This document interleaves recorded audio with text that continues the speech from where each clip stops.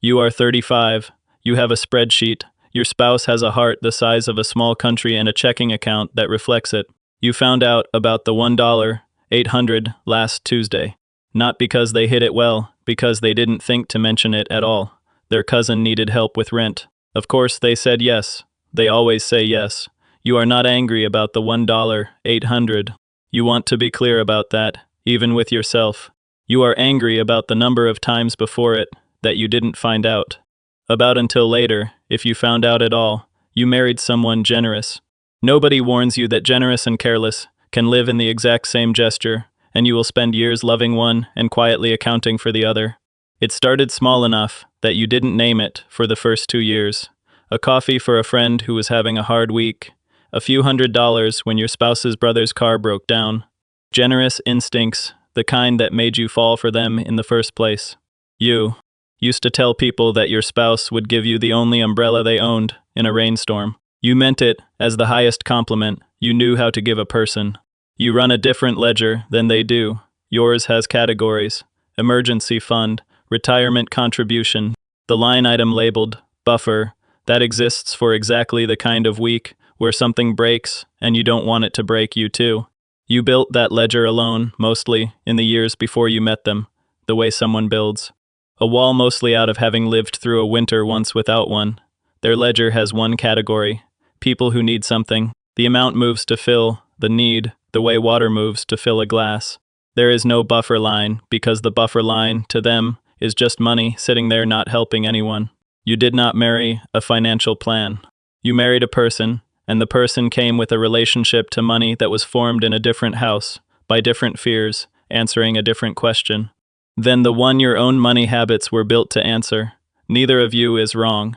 You need to hold that thought carefully before anything else in this story means anything.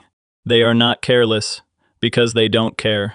They are careless in the specific way that happens when nobody ever taught them the structure underneath generosity.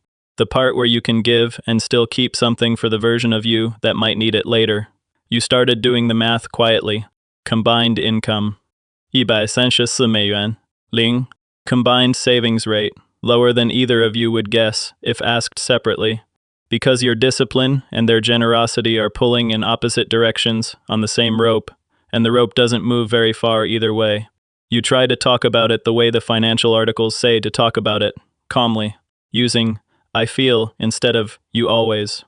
Choosing a moment that isn't right after a withdrawal you weren't expecting. It doesn't land the way the articles promise it will. Your spouse here's budget and here's a cage. They grew up in a house where money was discussed, exactly twice a year, both times badly, both times ending in a door closing somewhere in the house. To them, a spreadsheet is not a tool. It is the opening scene of every argument they spent their childhood trying not to be in the room for. You hear Temdana, 1,800 leaving without a conversation, and you hear something else entirely. You hear every year before you built your own buffer, the year your car needed a transmission, and you didn't have it and had to ask a parent who made you feel the asking for 6 months afterward. The spreadsheet is not control to you. It is the only thing standing between you and that feeling ever happening again. You are both reacting to the same subandai. 1,800 from 2 completely different houses you grew up in, and neither of you is currently aware. That's what's happening in the room. The conversation ends the way it usually ends. Not in a fight, something quieter, and in some ways worse. An agreement to talk about it later that both of you know means never, dressed as patience. You go to bed having solved nothing and agreed to nothing, which somehow still gets logged in both your memories as the time you tried. Here is what you actually do instead of the conversation that doesn't work. You stop trying to change them and start changing the structure around them. You move the joint account to cover only the fixed costs, the rent, the utilities, the things that have to. Clear no matter what mood the month is in. You open a second account, individual, automatic. The contribution leaving on the first before either of you can have feelings about it. You are not hiding money from your spouse. You want to be precise about the distinction, because it matters, and because at 2 a.m. some nights, you are not entirely sure yourself. You are protecting a portion of the future from a present that has a habit of needing it. The retirement contribution increases by Findai, 300 a month. The emergency fund target gets quietly raised, Padded for a withdrawal, you now know to expect even when you can't predict when. Your spouse's name is on every account. They could see the numbers anytime they wanted to look. They don't look. Not because you've hidden anything, but because looking has never been the thing they do with money. You have built a system that works around a person, instead of waiting for the person to become a different shape. This is not the version of marriage either of you pictured at the wedding. Nobody pictures spreadsheets at a wedding. But it is the version that keeps the actual marriage standing, while the two of you are still in the slow process of becoming a single financial unit, instead of two people who happen to share a bed and an all-AD. DA last name. Net worth crosses $190. 0, you know the number. Your spouse does not, and does not ask. And you have stopped deciding what that not asking means about the marriage. You are 37. The breaking point does not arrive as a single dramatic Tuesday. It arrives as a phone call in March that you happen to take instead of your spouse, because they're driving, about a credit card that has somehow accumulated $14,000 you did not know existed. Not hidden, you'll come to understand over the following weeks, just never mentioned.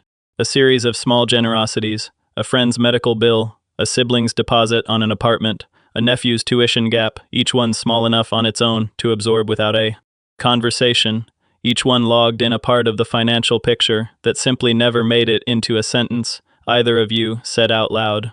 You do not yell. You want to note that, because the version of this you imagined for years involved yelling, and the real version involves something quieter and harder to recover from. You sit at the kitchen table with the statement between you and you ask, evenly, how long? 18 months. It turns out, 18 months of a card you didn't know was carrying a balance accumulating interest at 24%, $280 a month, disappearing into payments on debt that bought somebody else's relief, and is now costing both of you compounding interest on top of it. Your spouse cries, not from being caught, you'll realize later, but from the relief of finally not carrying it alone in the specific silence they'd built around it. They tell you they didn't know how to bring it up, that every month they meant to and then didn't, and the not bringing it up became its own debt. Heavier in a different currency than the $14. 0.